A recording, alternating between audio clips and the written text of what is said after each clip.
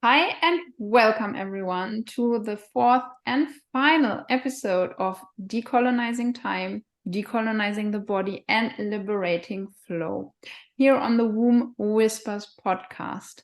I'm Lisa, a menstrual and menopausal health coach, and I'm here with Ixchel Lunar, decolonial time mender and cosmologist. And today we are wrapping up this series by talking all about liberating flow, and that can be in relationship to time, it can be in relationship to the body, and to this feeling that we might all know when we forget time and it's just time out of time or a space out of time. To learn about who Ixchel and I am, please go and watch our introductory video. And to prepare for this episode, just have some kind of nervous system soothing practice ready, because the content is potentially activating for your nervous system. We have given a few resources in this first introductory video or episode of the series, so you can also have a look at that, but can be just something simple like pausing the video, pausing the audio, stroking your skin gently to activate nerve endings that signal safety to your body, or to get your feet on the ground or even out in the garden into nature, and taking a few deep breaths. But do whatever you need to do in order for you to be calm and open again, and to continue our conversation. And with that being said, hi, Ixchel. Good to have you back. And what do you have to say about flow and liberating flow? Wonderful. Thank you. Yeah, those prompts for caring for ourselves is so good when we're doing this work, because it can be activating. And when you're going through a paradigm shift and you're seeing other ways of being and other perspectives, that can be jarring as well and uncomfortable. And so part of this process of decolonial work is really learning to be comfortable with the uncomfortable as we're sort of deconstructing and decolonizing and shifting our ways of being away from, sort of the dominant culture itself. And so these practices can be really, really helpful for that, for sure. So I think it's a really good reminder. Yeah, so today, flow, it's my favorite topic. I could go on and on about flow. We could get into flow, talking about flow. Um, but I want to go ahead and start with sort of some definition, just to kind of help people if they haven't heard that term before, or they kind of think they know what it might be. Maybe they've had that experience in the past, but they're not sure, or maybe they're very familiar with it. Um, some of my mentors, like Mihai Csikszentmihalyi, who wrote the book on flow, gosh, I think it's been over 30, it's been about 30 years now, 32 years. That, sent me deep into really getting a sense of and explaining so many experiences that I had growing up in a high flow household. And he likes to describe flow as this place where you sort of you lose track of time, you lose a sense of yourself in some ways. We sort of decenter ourselves in the process, and we merge with the world around us. We can either experience time as speeding up or slowing down. And there seems to be a connection, especially in the dominant culture, around feeling your best and performing your best, that performance or productivity aspect that is so, such a multi-billion-dollar industry. And Stephen Kotler, my mentor on flow, also writes about that a lot and really gets into sort of the neuroscience of that. And so those are two authors that, if you're interested in exploring it from sort of the Western perspective, that can be really helpful. And the caveat that I'll say is that, that is a lot of the folks that write about flow tend to write about it in this, what I like to call the ruthless, practices of brutal productivity. So these systems of brutal productivity that are really sort of meant to help us fill our cup up enough so that we are more productive for someone else's capital and someone else's Yes. profit. And I really want to sort of, turn our perspective away from that kind of flow to liberating it in terms of connecting it to our relationship with the world and with the cosmos and our passions and our creativity. And so my definition of flow is that it is a state of being embodied with the cosmos and having a haptic experience. If you're unfamiliar with the term haptic, if you have a device that vibrates, or an Apple Watch or some other kind of device that vibrates, they call that little vibration haptic because it reattunes you to the body. It gets your attention back. But we don't want to use devices for that. We want to actually connect more deeply with flow and with the cosmos itself in the process of being in flow. I think it's this really beautiful unlocking of a whole suite of neurochemistry and experiences that are so helpful for helping us to become co-regulated with the world around us, with ourselves, and really even with group flow with other people. So we can have individual flow, we can have group flow. And we think about group flow as more in that creative vein around the arts and music and drama and things where people are coming together. Of course, it can be team building, and in the corporate world, that sort of thing is how group flow is looked at a lot. But it's so connected to our creativity, and this relationship that we end up having this with the world and the cosmos around us is where we're able to tap into these experiences of new ways of being, and the creative flow itself, where new insights and inspirations come through. It's been written about in terms of the muse. People talk about the muse as another way of sort of this, an entity of like being in relationship with flow. So hopefully that will give folks a sense of what flow is. And for anybody listening or watching, I would really encourage folks to think about, like, have I been in flow? If that's something that you're unfamiliar with, maybe what that flow experience was, and then think about like what you were doing when you suddenly found yourself in flow, and what that experience was like and how you felt afterwards. And then the other thing that I would recommend folks to think about is how long did that experience last? A lot of times people really notice it when they're in flow and they are just in that state, that zone, that vibe where they just don't want to leave it. And so they'll go for hours and hours, because it tends to be this rare thing that we experience it. It just sort of happens. We find, oh, here I am. I'm just in the zone and I'm going to go with it. And so people are afraid to leave it because it can be so rare.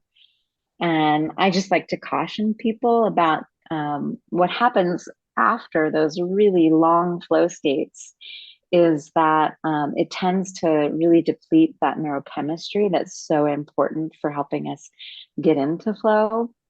And it can make it hard to come back to it later and more often. Okay. So yeah, so I don't know, I could share a little bit about the flow cycle just to give people a taste of sort of how that works. There's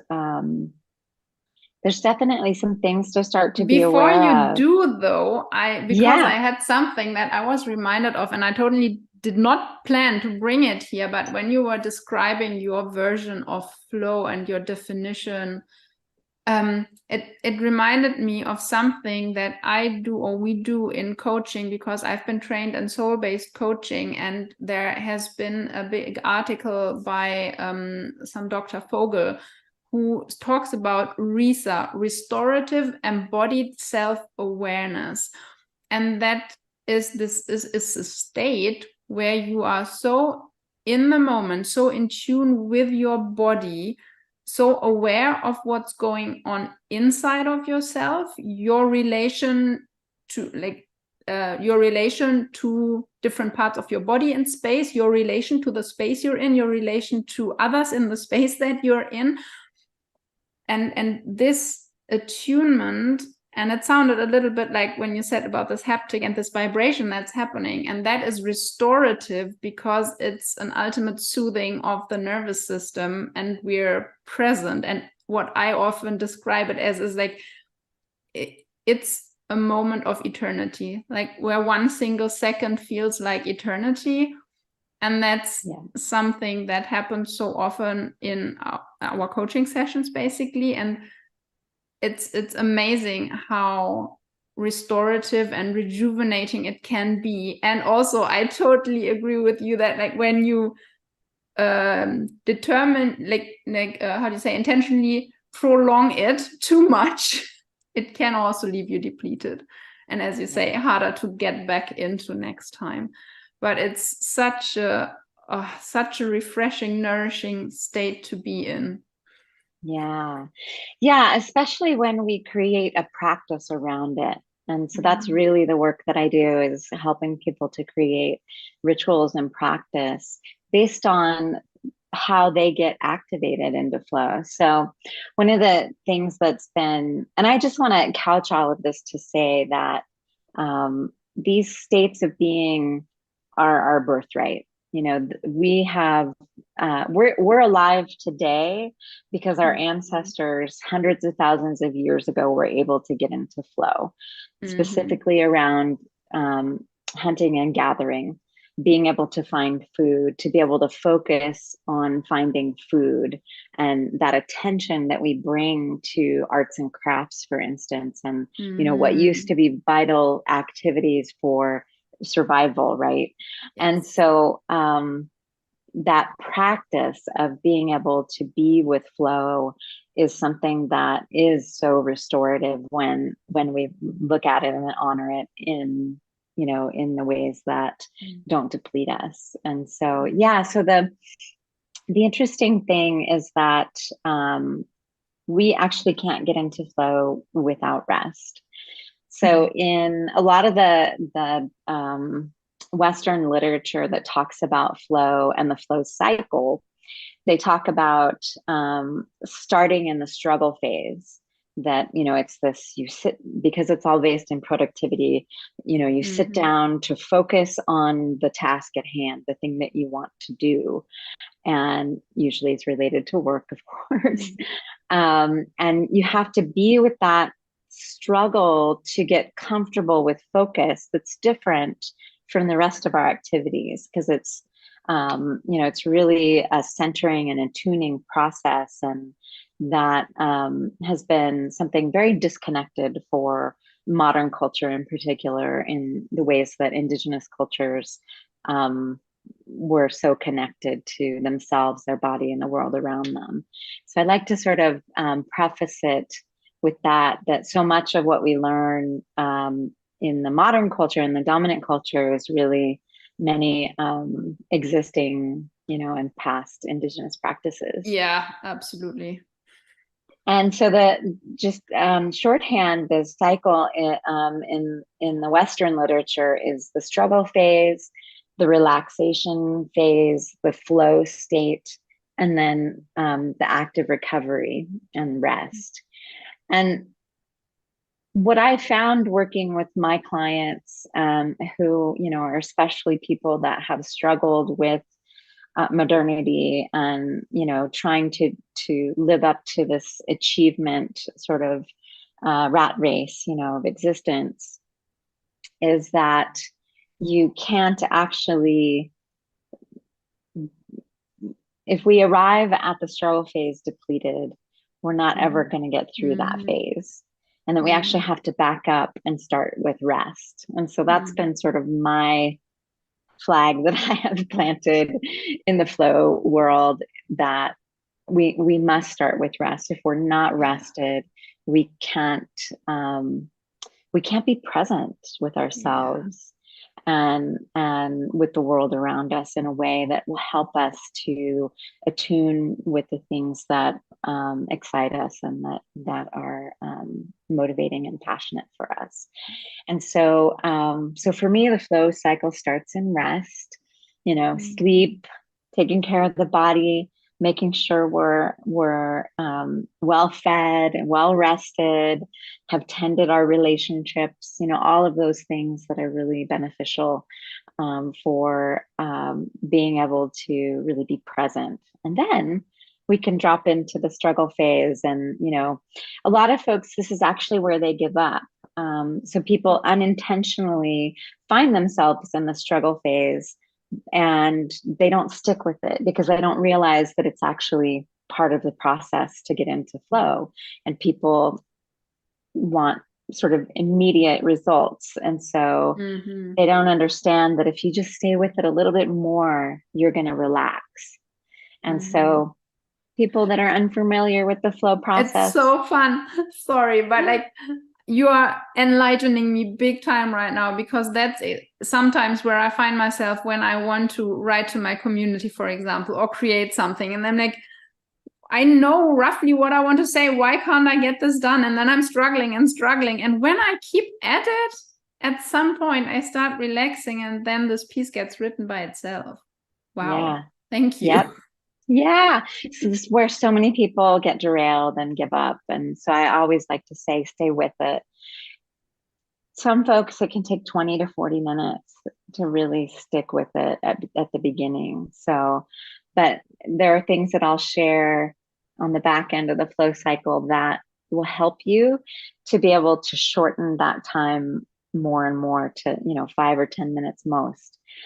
And that relaxation is really the key piece of relaxation, is to be able to have enough nitric oxide in the body to relax. And so having some practices, breath work or movement, are the kinds of things that I really recommend folks be able to have that to upcharge that nitric oxide. When we are breathing, especially through the nose, frequently, it produces and makes available nitric oxide that we then breathe deeply into our lungs and becomes available in the bloodstream. And these are precursors to some of these neurochemicals that we will access in the flow state, but we can't get there without the nitric oxide. And so movement and breath work can be really supportive practices, like pre-flow practices that I recommend folks to be able to have to get into that state of relaxation. And then, we just sort of find ourselves in flow. And during the flow state, it can go for hours and hours if we let it. There's a number of neurochemicals that come on board that are, they reduce pain, they increase happiness and contentment. And so it's really important to be able to make those available on an ongoing basis. If we stay in flow for hours and hours, we will deplete them, especially dopamine, because there's only so many dopamine receptors that are available. The more we sort of attach those molecules to the receptors, then the more we're depleting our dopamine availability. And so to protect your dopamine, being able to sort of let go of the attention economy, our devices, those kinds of things, keeping your phone in the other room, checking email less often, social media, all of those things are actual dopamine stealers. They are built to take our dopamine for our attention to make money for, these various platforms. So that's one way that you can have that reserve of dopamine for the things that are really passionate for you and that you really want to put your time and attention into. And so I highly recommend for folks that they, cap your flow state at around 90 minutes to 2 hours.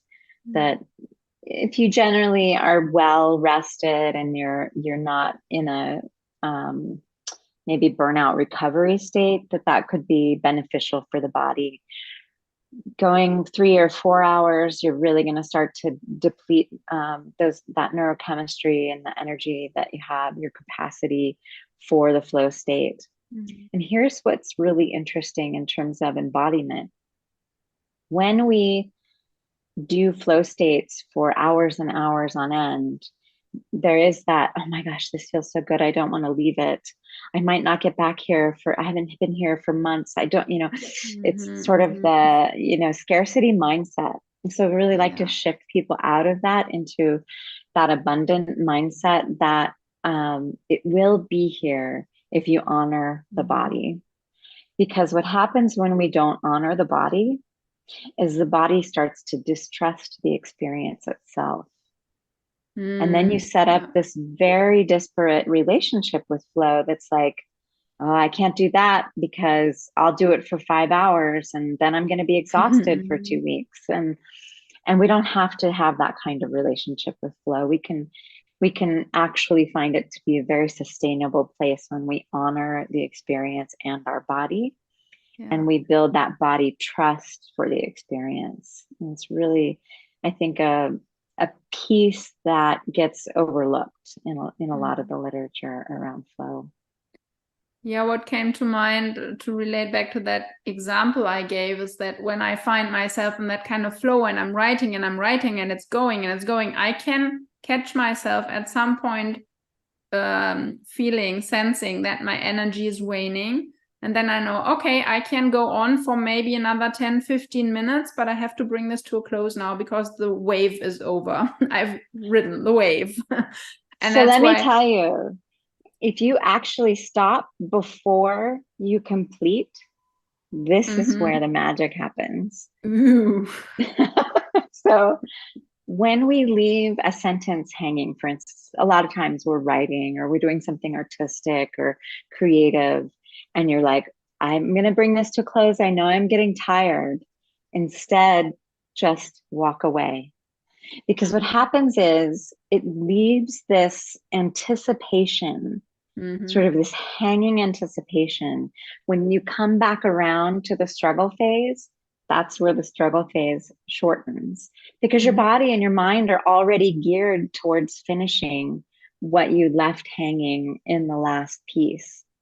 And there's much less struggle that happens in the struggle phase the next time that you come back. Plus, you haven't depleted yourself so completely.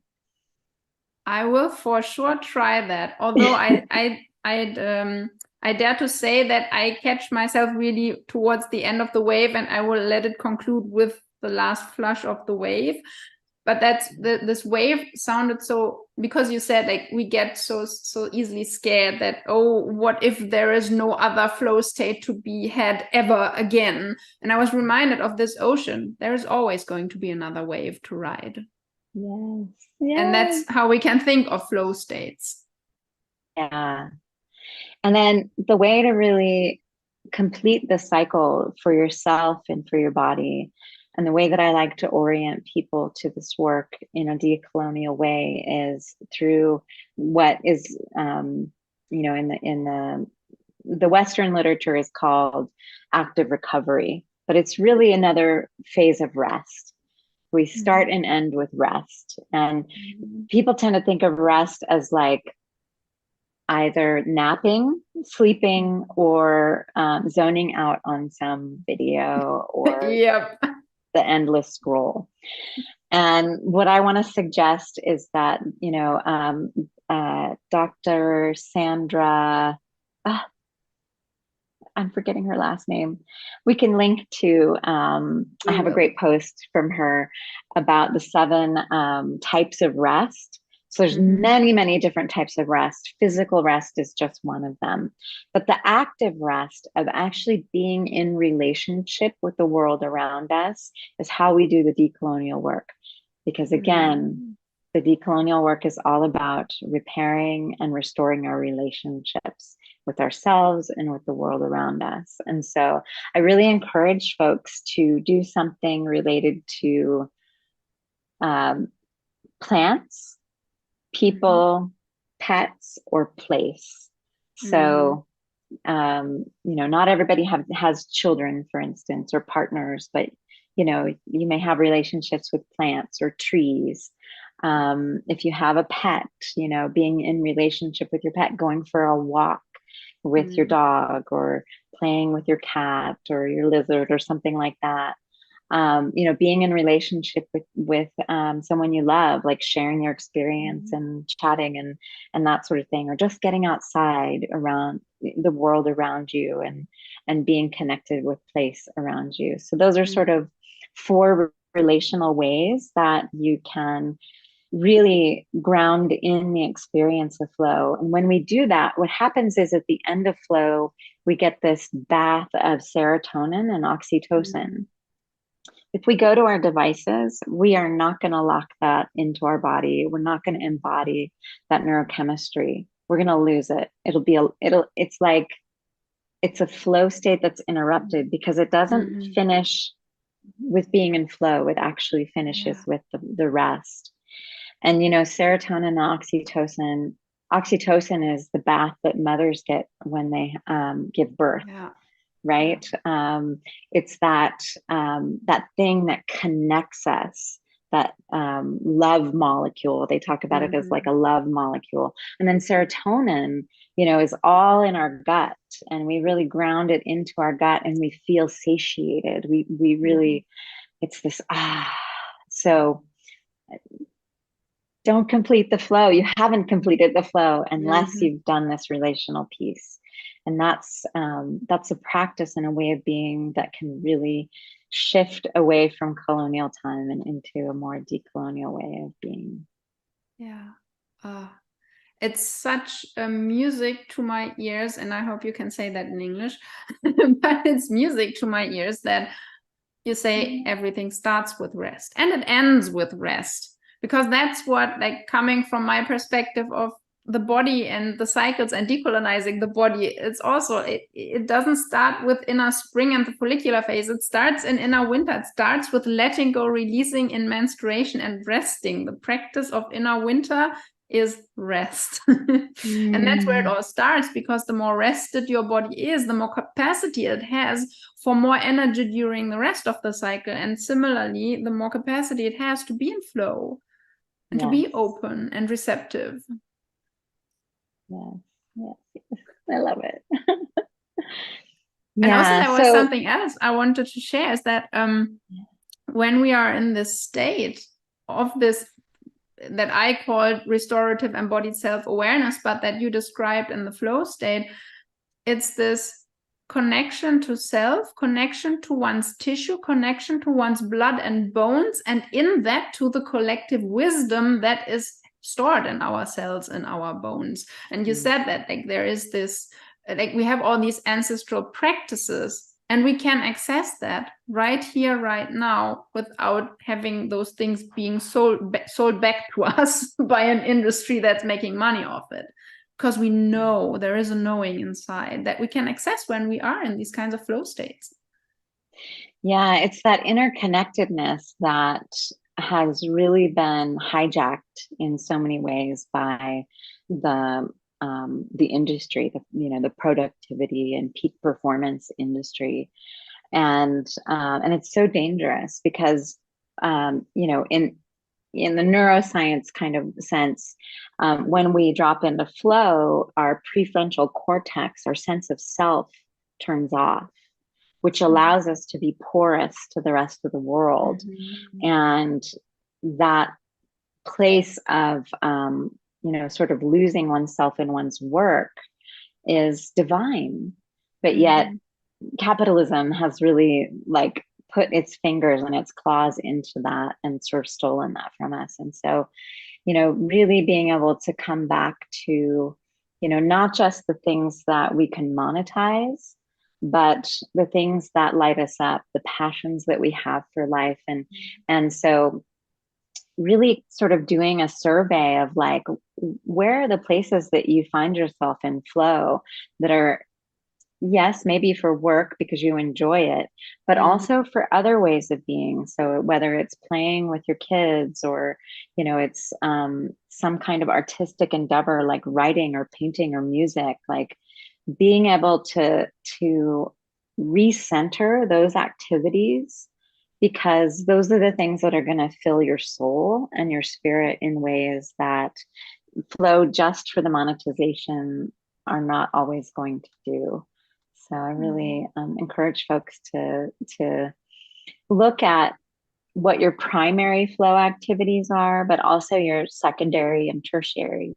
Because one of the things that happens is that sometimes these flow activities can be very physical, right? Maybe we like running or skiing Mhm. or bouldering or something very physical that at some point in your life may become inaccessible.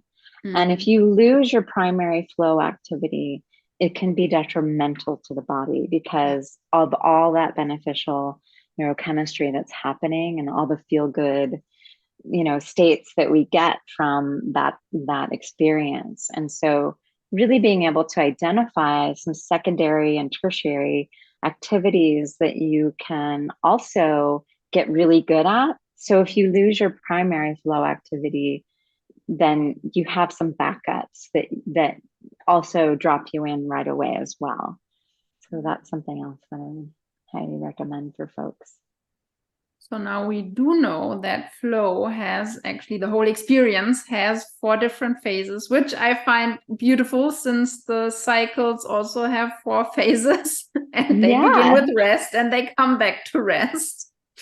Yeah. Um, and you've described different ways of how to rest. And how do we prepare ourselves for flow now, Yeah. so that we can access it more easily, apart from resting? Because as you already explained, that's like having this anchored as a positive experience that is not depleting is the first piece. Mm-hmm. Yeah. So I really like to deepen into sloth medicine, or perezoso in Mm-hmm. Spanish, perezoso medicine, medicina de perezoso. Because of the time that I spent in Nicaragua, the property that I lived on and cared for, the sloths would come through. And it was the most magical thing to have these creatures come through. And I'd only ever seen them in zoos where they just sort of Mm-hmm. slept all the time and didn't really move. And so I wasn't really prepared to see how they were, in their natural Mm-hmm. setting in the trees. One of the things that I learned from sloths is this very deliberate nature that they have as they're moving and gliding through the trees. So it's very fascinating. So I'm wearing this necklace for anybody that's in video. These are sloth claws, these little hooked claws here. Um, they need these claws to be able to hang with all 4 of their paws from a tree. They sleep hanging, holding Mm-hmm. on, and they're just sort of locked in there very deliberately. As they're moving through the trees, they need to check each and every branch, ensuring that the weight of their body will not break that branch Mm-hmm. before they let go of the branch behind them. It's a Mm-hmm. very deliberate, and it looks slow when you're hyper focused on it. But if you turn your head for a moment, they will Mm-hmm. be on the other side of 2 trees away. Like it is, they're actually much faster than we expect. And the locals actually are superstitious because they look very slow, because it's the deliberate way that they're ensuring that they don't fall. Mm-hmm. But they get into a flow in doing this of like, check, check, branch is good, moving all 4 limbs, problem solving their way through the canopy to find the route that they need to go to, in our case, we had an allspice tree, which was their favorite tree in the neighborhood. They would come and chew on those leaves. They're very fragrant, and they would leave this beautiful fragrance in the forest, when in the forest jungle, when they would eat them. But it was that what seems slow and deliberate can, really turn into sort of an exponential speed of movement for them. And I think, that's just the same way with flow. When we are doing these things that we love, and at first when we're learning something new, for instance, it is a struggle. It's hard to do it. We're learning, we're not very good at it. We have to be very deliberate in that process. But as we keep going with that practice, we come to it day after day, we get this exponential growth of ability that happens. And before we know it, we were, crawling, and now we're running, right, in terms of the mastery of what we're bringing to the thing that we love. So I really think that sloths are just amazing creatures in what they have to teach us. And so I just think it's a really helpful way of being able to be patient with ourselves, and to notice how the way that they're so deliberate and slow, and yet can quickly move to where they want to go, have their delicious snack, and then spend 4 to 6 hours sleeping and resting. And I think if we bring that to our own lives, we'll find that that's where our ability to open up and expand our sense of time really comes about. As we grow in our capability and our mastery of the things that we love, then we're able to expand that place of rest and recovery and repair that is so vital, and we've been so disconnected from. Yeah. And also this intentionality, like living with this intentionality, is what I believe gives our life meaning, or that we derive a lot of meaning from, when we are so immersed in our actions. And it can even be in our day-to-day actions, like if we are mindful while, I don't know, washing the dishes, but if we do it from this intentional perspective of I'm fully here and now and doing this, there can be a sense of, a sense of meaning in this experience that is as mundane as washing the dishes. And what if we brought that kind of intentionality to every aspect of our life? It reminds me of a quote from the Buddha. A student, they were talking about enlightenment, and there was this question of like, well, what after enlightenment? And the Buddha says, chop wood, carry water before enlightenment, chop wood, carry water after enlightenment. Like, yeah, it's that presence, absolutely, that is so vital for being connected to the world around us, and being able to drop into these states that are so beautiful and eloquent and poetic, even, I would say. Yeah, and I mean, like, our body lives in the here and now. So where else should we feel truly alive other than being connected to our body, through our body, to the world around us in the here and now? And I think so many people, we are all, like I myself included, I've been craving to feel alive, to feel like I'm living my life. and yet where I need to look is right here, right now, and not like what to do next, or finding other ways of hoping to one day feel alive or not. That industries and capitalism and all that BS is trying to sell us. And they're really good at selling seeking. Yeah, they are. Right? Yeah. They are. And it's here. And we all can get to that state more and more easily, as you just described. Yeah. So thank you to the sloths for everything that they've taught. Yeah, and thank you for sharing the sloth medicine with us. Is there anything else you would like to add to liberating flow? I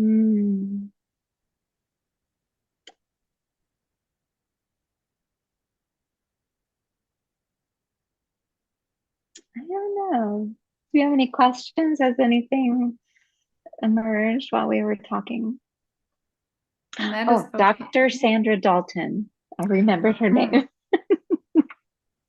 The pause, the resting is where the information comes through, right? Exactly. Exactly. Folks, that was the example. And as I like to say, with like, of course, rest in menstruation or rest at dark moon, whether you cycle by the blood or you cycle by the moon, it's your way of resting. It's the amount of rest you can get. So what's the 1% shift to rest that you can give yourself? My favorite example is, as a parent of 2 toddlers, your rest will look much different to someone who is on their own or without kids or whatever, who can schedule 3 days off. But finding these moments where you, even just for 10 seconds, can take a deep breath. Yeah. And that's your rest. Yeah, I think especially for parents who come to this work and, they think that it's completely impossible and unachievable to build in these practices. I always like to highlight that the way that we live our lives in dominator culture is structured to be very individualistic versus collective, and that these practices existed within collective, and that there were, not just 1 or 2 parents caring for children, but many, many, many. And that one of the ways to support your practices and to find some of that rest can be, building up your own collective as much as possible. A big piece of decolonial work is really letting go of the individual way of being and finding ourselves more into the collective way of being. Because in order for these structures to change, it's not any one individual that's going to change it. It really is the collective. So, and they were structured on purpose to keep us separated. And so, but even still, parents can find 5 minutes somewhere to close your eyes and be still and listen, or to sit and read a book with your child or that sort of thing, to be able to just sort of have some of those quiet pauses if that's something that's restorative as well. So I've heard people say that rest is a privilege, and it's not, it's a birthright. But our society is structured to keep us moving constantly. And so to be able to resist that, and, Audre Lorde says rest is resistance. We have to work in collective to reshape and restructure our societies. And it took us hundreds of years to get to where we are. And so we just have to keep remembering, and I always come back to this, that it's going to take hundreds of years to bring us back to where we can be able to have rest as the central way of being. When we were connected to the land, the majority of our time was in rest, to be able to put into creative pursuits and, enjoying fiestas and gatherings and eating and libations with our loved ones. And that is a birthright. It's not a privilege, but it's going to take time to get back to that place that we all can do it, bringing ourselves into these practices. Yeah. Yes. And also what happens in community is this mirroring, reflecting one's light, one back to the other, to remind each other over and over again of what's truly important in life. And it's okay to forget. And I believe it's a process of remembering and forgetting and remembering and forgetting. And over time, we will remember faster, and with community, which is essential key, like you say, to it all. Like, it's so much easier. And it's not the burden of anyone. It can often feel like that. But I think it was very important that we touched on this piece, because so often, and I know that from myself, I tell myself the story of oh, I don't have time for this. I don't have time to calm down. These things need to get finished. Oh, yeah, thank you. Hello, capitalist productivity culture. Thank you very much. Okay, rest is what I should do now. Definitely. Yeah. And finding ways of negotiating. Hey, I need this rest now. My child has a different need. So how can we make space for both and find something where we both get what we need instead of either or gets their needs met? Yeah, either or is such a trap. Yeah, and then being able to honor the body is where we build capacity versus pushing outside of our capacity. If I just keep going, get this done, that's where we're building that body distrust. We're depleting our capacity. But when we stay within our capacity and we honor the body's needs, that definitely is where we end up expanding our capacity for sure. Thank you, Ixchel. That was a lovely conversation, a lovely series of conversations.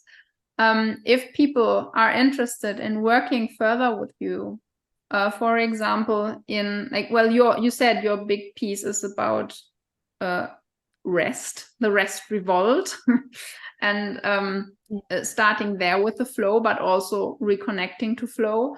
Where can folks find you, and what different ways of working with you do you offer? Yeah, so really getting a sense of decolonial time is like where people can start that work. There's a course and an expanded course in progress that'll be dropping soon. So folks can kind of start to work with those practices on a daily basis. When folks work one-on-one with me, we're able to explore the rest revolt as well as some other practices, what I call the radical rest retreat, that really starts, it's like a reset for the body, for the dopamine, for the endocrine and adrenaline system and all of that, just like really get into some embodiment practices. Some folks like to look at, connecting through cycle work, especially around human design or astrology. And so sometimes I'll work with people around those cycles, the lunar cycle, and or sometimes people are experiencing some big heavy transits that, they just need some orientation to kind of find their way back to flow and that sort of thing. Have a sort of a perspective shift around, what could be archetypally influencing their lives. And then I have a big container called Wild Presence Collective, and I open that a couple times a year, and we do small cohorts where we are really looking at those daily rituals for liberating flow and creating practices that are very geared towards people's own stellar imprints and their own bodies and their way of being, because everybody's different and comes at their experience of time and flow differently. There's 27 activators. We didn't chat about that, but there's different ways of dropping into flow. And so we're finding like what ways people naturally find themselves in flow. And if you're curious about that, I do have a freebie on the website that kind of goes through those activators, so you can start to think about, oh yeah, when I'm doing these things, I find myself in flow. And that's a really good thing to follow and to notice, because we're all sort of oriented to different ways of getting into flow, and being able to utilize those will help us get there more quickly. And so, yeah, so that opens up a couple times a year. I have a couple spots open now, and then I'll be opening a new cohort in January as well. But there's a wait list that folks can hop into, and let me know if you're interested. And if there happens to be interest enough to open, the cohorts are 4 people. So when I have 4 people, we will open a cohort, or we'll wait till the new year. Yeah. Great. I will definitely link to that below, and also to your dragon letters, which are your fortnightly, I believe, letters. At least, actually, I've been doing them almost weekly now. Substack has been I think really I've wonderful. received them more often, right? because I remember that when we started like knowing about each other, you wrote them with the moons that you are most connected to. So when the moon was in the 2 signs. Yeah, so it started when I first started them, I was doing them at the Capricorn moon because I found that I was just, Capricorn is such a earthly based sign, and I just always found myself being able to do that. And then I found, oh, well, Cancer is also very helpful too, the opposition. And so that was a way for me to find my rhythm and get into, doing this new thing of like writing more regularly versus sort of like randomly.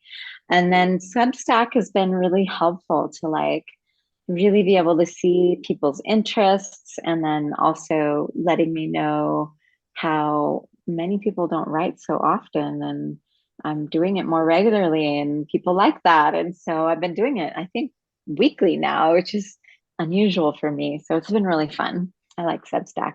Well, I enjoy them. So everybody who is just faintly interested, please subscribe. Thank you. Yeah, I do too. It's a good writing outlet for me. And then I also, I call it your dose of decolonization. So many of the links or articles that I'll curate within the Dragon Letters are TikToks that I find to be really helpful. And so they're like little tiny doses of, shifting your perspective or your paradigm to a more decolonial way of being. Yeah. Wonderful. So as for me, for everyone who is interested in getting to know their body better, understanding their body, because as we know by now in the society, we have not really been set up for a good relationship with our body, but rather been separated and disrupted from all of that. And that has led to a lot of problems in especially female pelvic health. So in case you do experience anything from irregular cycles, painful bleeds, PMS, premenstrual syndrome, and PMDD, premenstrual dysphoric disorder, which is PMS on steroids, like wanting to jump off the balcony 2 weeks in a month, basically. But also endometriosis, PCOS, any type of menopause associated symptoms, going through menopause, not sure whether or not you're starting to go into perimenopause. All of these, I love working with people to encourage their bodies to create the conditions that are needed for healing to happen, because I believe that you and your body, you've got everything within already. You just might need some guidance on what to look out for and how to balance it. And I really want to work on all these levels. We look at the body, but we also look at the emotions. We look at the mental, psychological things that might be present for you. Definitely a lot of decolonial work as well. And also, of course, your spiritual connection. And all of this makes it like you don't need hormones, you don't need surgery, there's nothing wrong with you, there's nothing to be fixed about you or your body. And that's a big part of my form of decolonizing the body also, is like we don't have to believe everything these white people in white coats tell us, because very often they feel like they have to have an answer for us because they should, quote unquote, be the experts. And so they just tell us something random, or they tell us, oh, sorry, there's nothing you can do, which is not a diagnosis or nothing I want to work with. There is always things that you can do to support your body, starting with getting intimately acquainted with your body and your body's language. And I have a free cycle charting course. It's called Unlock the Power of Your Cycle. And if you are a menstruator, whether you are in pre, peri, or post-menopause, or if you're a woman with or without physical organs present, go take that course, because it really will help you reconnect to that body and that cycle of yours and start this beautiful relationship and communication. And that alone can alleviate lots of symptoms and problems. Of course, this is not like a healing diagnosis therapy kind of thing, but just your body will be so grateful by you just starting to listen, to stop and listen and find out what might be underneath it all. That alone might shift your perspective, and you might find different ways of relating to your pain or to your symptoms. And then, of course, I offer one-on-one coaching support, because there are some things that need be tweaked to you uniquely and your situation, and there might be something that we have to work on the lymphatic system, which is a major contributor to any sort of chronic pain in the body. And of course also on the digestive and the nervous system level, because all of those three make the immune system. And with everything we see on the rise with pesticides in the foods and all sorts of toxins in the cleaners we use and in hygiene products we use, we have a toxic overload in our body that also contributes big time to many diseases or discomfort that we experience. So if you want to find a natural solution that's holistic and tailored to you, give me a call, book a chat with me, or send me an email, whichever is your preferred way to get in touch. But and if you just want to be updated and learn about menstrual health, menopausal health, how to take your menstrual or menopausal health into your own hands, then subscribe to Moonday Musings, my weekly e-letter that I send on Mondays, for you to start the week with more groundedness and connection to yourself. Beautiful.